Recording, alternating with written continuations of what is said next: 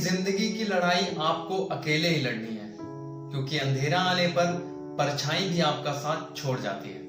Hi guys, मेरा नाम पीयूष है और मेरे चैनल एजुकेशन विद मोटिवेशन में आप लोगों का फिर से एक बार बहुत बहुत स्वागत है। हर रोज की तरह फिर से एक बहुत ही अच्छी कहानी मैं आप लोगों के लिए लेके आया हूँ। कहानी थोड़ी लंबी है, लेकिन इस कहानी को आप लोग लास्ट तक सुनिएगा। ये कहानी आपके लाइफ को, आपकी थिंकिंग को चेंज करके रख देगी।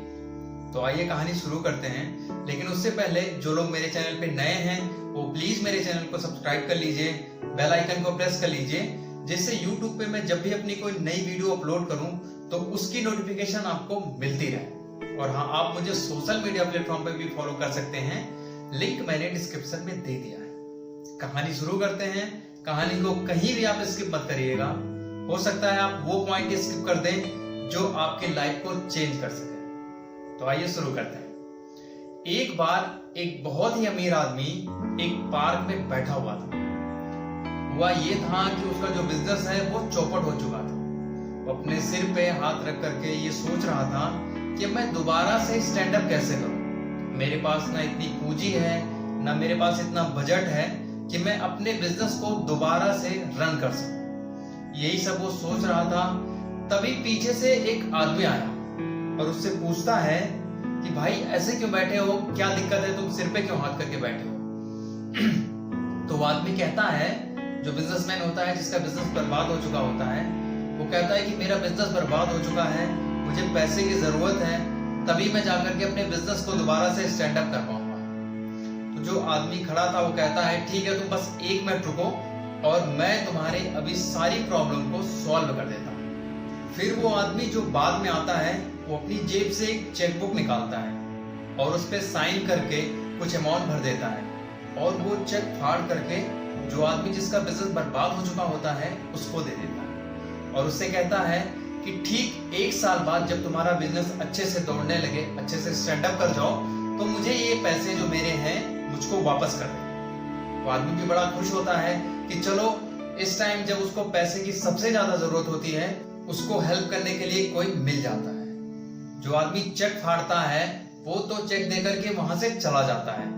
फिर ये आदमी जब इस चेक को खोलता है तो देखता है कि इस पे जो अमाउंट होता है वो होता है 50 लाख रुपए का, और उस चेक पर जिसका साइन होता है वो इस शहर का सबसे अमीर आदमी रॉकफेलर जी होते हैं। वो आदमी बहुत खुश होता है और उसको एक उम्मीद मिलती है कि अब उसका बिजनेस दोबारा से स्टैंड अप कर जाएगा।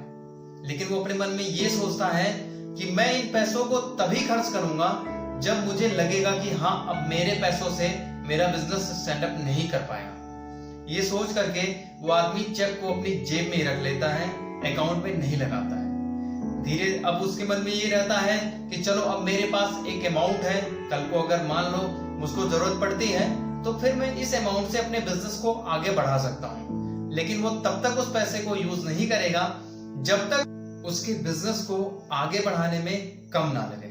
वो फिर से अपने बिजनेस को स्टार्ट करता है और धीरे धीरे करते करते उसका बिजनेस जो है दोबारा से स्टैंड अप हो जाता है और उसको वो जो पैसा था, 50 लाख रुपए का चेक था, उस पैसे की भी जरूरत नहीं पड़ती है। ठीक 1 साल बाद वो आदमी वो 50 लाख का चेक लेकर के उसी पार्क में जाता है। वो आदमी चेक लेकर के उस पार्क में पहुंचता है और देखता है कि जो आदमी 1 साल पहले उसको चेक दिया रहता है वो आदमी उसी पार्क में बैठा रहता है। ये उस आदमी को देख करके बड़ा खुश हो जाता है और जल्दी से उसके पास जाता है और अपने जेब से चेक निकालता है और उनको वापस करते हुए कहता है कि आपने जो चेक दिया था, मुझे इस चेक की जरूरत तो नहीं पड़ी, लेकिन इसके सपोर्ट से मेरा बिजनेस दोबारा से स्टैंड अप हो गया। तभी देखता है कि वहां पे कुछ मेडिकल स्टाफ आ जाते हैं और उस आदमी को पकड़ने लगते हैं। जो आदमी चेक देने के लिए वापस आया होता है वो मेडिकल स्टाफ से पूछता है कि ये आप क्या कर रहे हो इनके साथ, इनको ऐसे पकड़ करके क्यों ले जा रहे हो। तो जो मेडिकल स्टाफ होते हैं वो कहते हैं कि ये पागल आदमी है। तो जो चेक वापस करने वाला होता है वो कहता है, पागल कैसे, 1 साल पहले तो उन्होंने मुझे 50 लाख रुपए का चेक दिया था और ये तो सबसे अमीर आदमी है इस शहर के, जिनका नाम रॉकफेलर है। तो मेडिकल स्टाफ कहते हैं कि इसी वजह से तो ये पागल है, ये अपने आप को रॉकफेलर समझता है और कहता है कि मैं इस शहर का सबसे अमीर आदमी हूं और हमेशा अपनी जेब में एक चेकबुक लेके चलता है कोई भी इसको मिलता है तो ये चेक काट करके उसको दे देता है और कहता है कि 1 साल बाद आप मुझे वापस कर दें। ये बोल करके मेडिकल स्टाफ के लोग उस आदमी को लेकर के चले जाते हैं और दूसरा आदमी जो अपना बिजनेस दोबारा से स्टैंड अप करता है वो शॉक में रह जाता है और सोचता है कि क्या मेरा बिजनेस इन पैसों के सपोर्ट से खड़ा हुआ है या मेरे अंदर जो डर था वो डर निकल गया इसकी वजह से। तो दोस्तों कहानी बहुत अच्छी थी, आई होप आपको समझ में भी आई होगी। एक्चुअली प्रॉब्लम ये नहीं थी कि उसके पास पैसे नहीं थे, बल्कि प्रॉब्लम ये थी कि उसके अंदर एक डर था कि वो अपने बिजनेस को दोबारा से स्टैंड अप नहीं कर पाएगा और वो जो पैसा था उस पैसे के सपोर्ट ने उसके अंदर के जो डर है उस डर को बाहर निकाला। उसे उस पैसे की जरूरत भी नहीं पड़ी और उसका जो बिजनेस है वो दोबारा से स्टैंड अप कर गया।